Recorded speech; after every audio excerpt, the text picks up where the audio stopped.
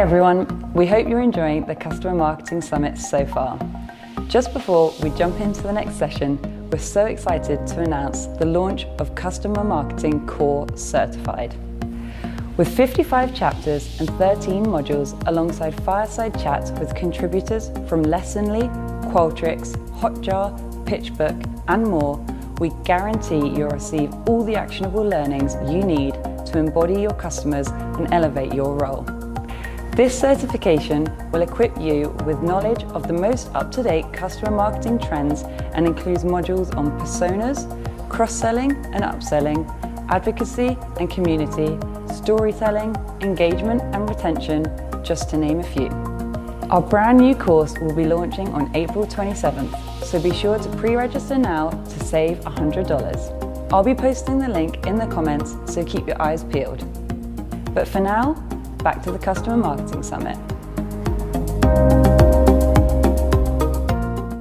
I have a lot of respect for these next two advocacy and community experts, two award-winning influitive customers. Let's hear from Jen and Jenny in this fireside chat. Hi, everyone. Thank you for joining us for 5 tips on how to show your community respect. My name is Jenny Asaba, and I oversee community at a technology company based out of Minneapolis, Minnesota. My program includes a customer advocacy community, a partner advocacy community, and a support community. And Jen, super excited to be with you today. I'm right back at you. My name is Jennifer Sosinski, and I oversee customer advocacy and community experience at a fintech headquartered in San Francisco. I am based just outside of London, and I truly think that Jenny and I sit in the best space in both of our companies. Today, we're going to kick off with tip number 1, which is to lead with value. Value comes in all different forms, and it's important that you offer a wide variety, as each advocate will have different needs and wants from your community. One of the main pillars that makes a community fruitful is the value you can provide. So things like focus groups. Who better than your advocates to provide open and honest feedback on the topics that are important to them? What better way to show you are always raising the bar to provide the best solutions and experiences that you can? How to better help product teams make sure that they're aligned in the right path, all roll up into focus groups. Also, another really great space is betas. Who better to test your new offerings or even enhancements that you're making to your existing products? I know for me, one of the best things that I have ever done is hosted a focus group with about 20 customers. And right before we were about to kick off, all of the customers agreed to let us do it in production. For a customer to let you do a beta in their live production environment takes a pretty heavy level of trust. But through an advocacy program over time, you build your customers' trust and respect.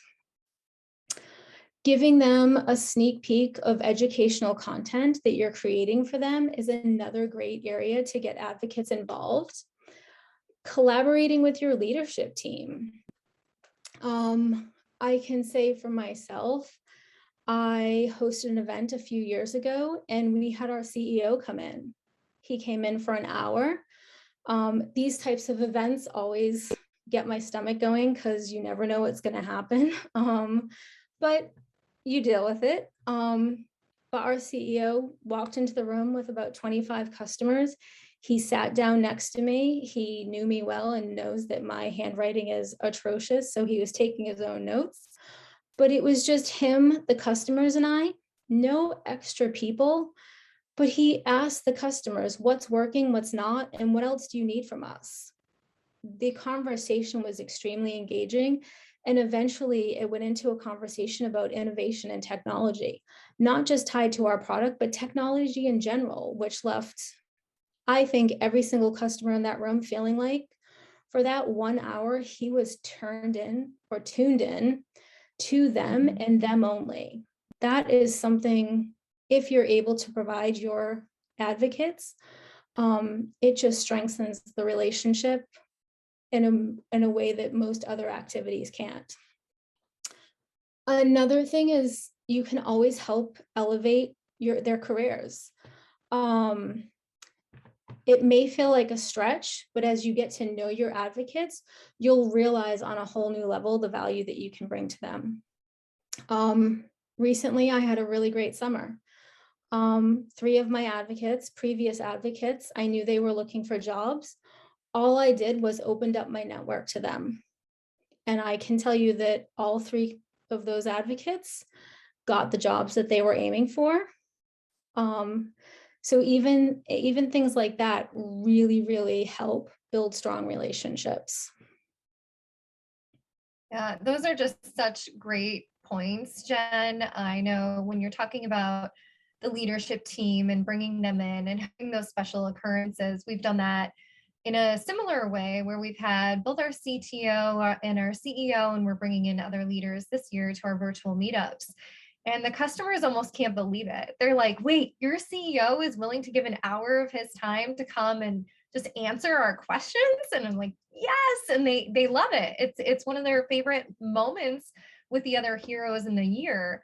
And going back to helping them elevate their careers, I just found out recently that one of our heroes, who he said he got his current job because of his connection with community at Jamf, and he is becoming a Jamf actually in a week. So it's just really, really fun to go and watch those customers kind of grow in their spaces and achieve those levels of success, and that you in some way had a small part in that is really, really meaningful.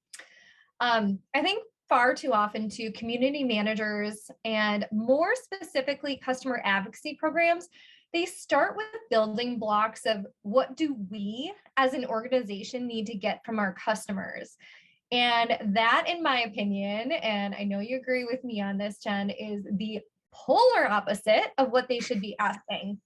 So like you said, these programs need to lead with value. That means planning structure and strategy around the question instead, how can this community help our customers? I know you do that so well, Jen, and other community managers who see a lot of success, that's the question they lead with. Driving value with everything that you previously mentioned, Jen, is how communities will keep that interest of their members and ultimately generate success for their own organizations over time. So now we can move on to tip number 2, which is meet advocates in their comfort zones. So this one really ties nicely into our first tip because, again, so many communities start with the idea that they'll provide the space and the members will come. But that, friends, is not the best way to approach customer advocacy because just like you have preferences for how you want to engage with others, whether it be friends, vendors, even a cashier at the grocery store, your customers have ways that they want to engage with you and your organization as well. I have customers who feel definitely the most comfortable interacting one-on-one in Slack. Others really like shooting over long, thoughtful emails, which I really appreciate. Some of them really want to get to know others in a virtual meetup by discussing hot topics, while others just kind of sit back, they turn their cameras off, and they just want to listen. And any of these methods of engagement are okay as long as the community managers respect those behaviors. Jen, what do you think? I could not agree with you more. Each advocate will have their own comfort level where they start off, but also a level that they are legally allowed to participate on your behalf. So it's really important that we as community managers adjust to their comfort zones. A great thing to do is as soon as an advocate comes in, always try to gather information that can help you identify what they want to do on your behalf. It will ensure you are setting up both sides of the table for success. The relationship will be more successful. And really be mindful where asks or concerns. Ways that you can help them grow their confidence for being a vocal cheerleader. Make sure they're up to date with your solution. The more knowledge that they have, the more in depth they can speak on your behalf. The more in depth they can speak, the more confidently they're going to speak. If your advocate's shy, or you have multiple advocates that are shy, don't kind of brush them aside. Think of ways that you can help them. A great way would be maybe to fund a Toastmaster session for them, or maybe it's you offer it one-on-one or as a group. Would prefer to offer it as a group so that they get to know each other a lot better and they build a stronger bond.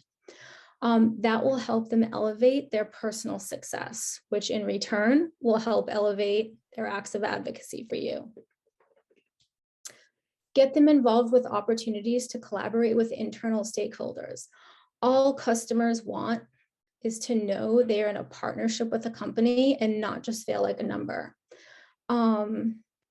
My favorite success story is I had a customer that came to an event in Vegas. He was so shy, he could not walk into the introduction meeting. So I had to actually meet him somewhere. This customer, over a space of 3 years, we had the GM of our sales play was leaving the company. He was hosting his last town hall, and this customer was the customer that he requested. Because over the 3 years, he became such a confident speaker with our product. Several of the features that our product had were his brainchild, that he felt confident enough going to the product management team and pitching. He spoke for us at multiple events because he had a passion for the product. But not only did he have a passion for the product, he knew that we had a partnership. It went both ways. He knew I was in his corner. Anything that he needed from me, I made sure that I helped him get there. So that's a bond that will outlast the job, the product, and everything else, but we will still have that very solid bond. Another really important fact that I think we need to point out is don't push your advocates on an ask that's outside their comfort zone. This will for sure affect your relationship in a negative way, but there'll also be lasting ramifications. You're the gatekeeper of your community, and you are your advocate's advocate within your hub. Make sure you lead with respect. If you feel an advocate is not the right fit for the ask, or it's simply not the right time, there's always another advocate that you can find that will fit the bill, and the spotlight that's put on them will be the right spotlight, and it will be a successful spotlight. I just think respect is one of the number one pillars of any environment. And when you can get the secret sauce right, it will last. Yeah, 100,000,000% yes to all of that, Jen. I think it is incredibly important. And this is where we've talked about before, really getting to know your advocates on a personal level, because that's the only way that you know what their comfort zone is. You have to actually get to know them. I'm going to add one more thing here too, as we've talked about many times.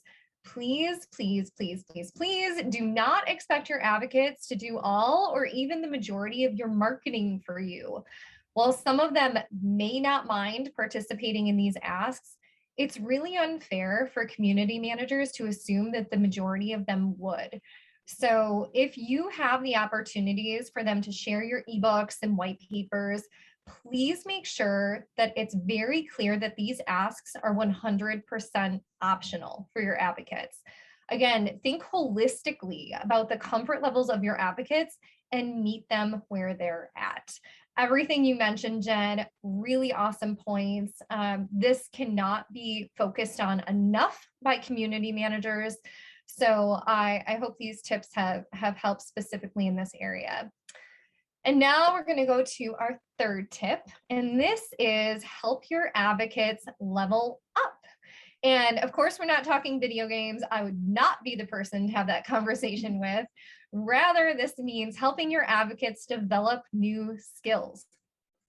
So at Jamf, we do this in a few different ways.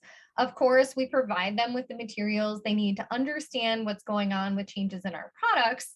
But more so, we provide our advocates or our Jamf heroes with a variety of ways to really learn from each other over time. We do this through Jamf Hero bios, where they get to learn about each person and what their levels of experience and expertise are. We create the space for lots of learnings through virtual meetups, which I already mentioned briefly. And then we really encourage a lot of both one-to-one and one-to-many interactions through our Slack channel, which is always happen on lots and lots of different topics. Really fun to watch. So our heroes are consistently saying how much they are learning from the program. And for us, the majority of it is really through those hero to hero interactions. I love that, Jenny. Actually, I might have to steal your hero bios thing because I'm building out Tally Luminaries right now, and I knew we were going to have Advocate of the Month, but hero bios could be a nice add-on that's more content gets pushed out that way. Personally, I love the feeling when you have that first aha moment where you've moved from a community to a family. I love when that happens in the community as a whole, but with a person, when you finally see the light bulb goes off and the person that is interacting realizes this is a solid community that I can depend on. A very good skill that you can have there is being able to separate transactional from non. I think that that's really important, which is easier said than done for some people. I've seen it many times, or many more times than I care to admit, where a community lead is simply focused on the asks from their own company. It's not truly caring about building meaningful relationships that can last the test of time and the road bumps that you might hit. They're just focused on what in my marketing funnel can I fill. So I think ways that you can invest in your advocates is spotlighting them internally or externally where you know that they excel, really listening to them and uncovering where you can bring them value. Examples of some areas where you can help them upskill is being more confident, strutting their stuff, so to speak. They are crashing their glass ceilings. So why not collaborate with them and share loud and proud about that? If they are interested in being a thought leader, loop them into your social team and make suggestions about how you guys can collaborate together. If they're writing blogs, why not get your company to share the blogs? Companies have a bigger bandwidth and arm span than your normal customer. So help elevate them. Jenny, do you have any thoughts on that? Yeah, I completely agree that sharing blogs, at least with our community, is one of the best things that you can do to showcase their expertise, because they're willing to put in the work and write a blog. It is not hard for any organization to go through, put a little polish on it. You get it up on your website. And then that's highlighting, of course, not only really a true testimonial from a customer of how they're using the product, how much they love it, that they're willing to take the time to write a blog, but then it allows you to kind of, like you said, shine that light on them and say, like, look at what this person is doing to succeed.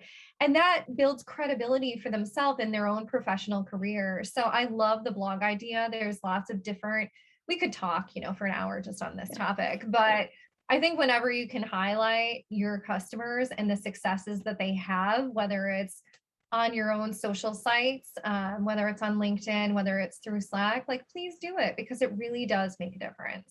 It does.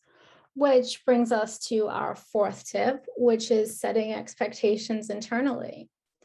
This is such a critical step to the success of every program and its longevity, and is really broken into two portions.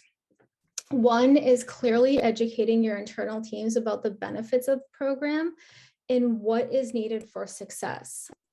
There is no community out there that is set it and forget it. If you have one, I would like to know your secret.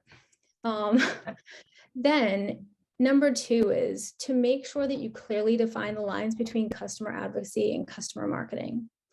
Some examples of defining benefits and what is needed. Let's take sales, for example. Where to get plugged in? Do they need a sales reference call? What is the benefit? Less stress during their sales cycle with more meaningful calls taking place. What do we need from them? We need them to nominate customers to our community. Product and engineering. Where can they get plugged in? quick access to customer insight, the benefit of us being able to raise the bar on our customers' expectations and make sure that we're setting them up for success with enhancements and new features. What do we need as the community lead? It would be really great if they could commit to, say, bi-yearly product roadmap sessions, as well as regular focus groups and betas. Support is also a part of this. Where can they get plugged in?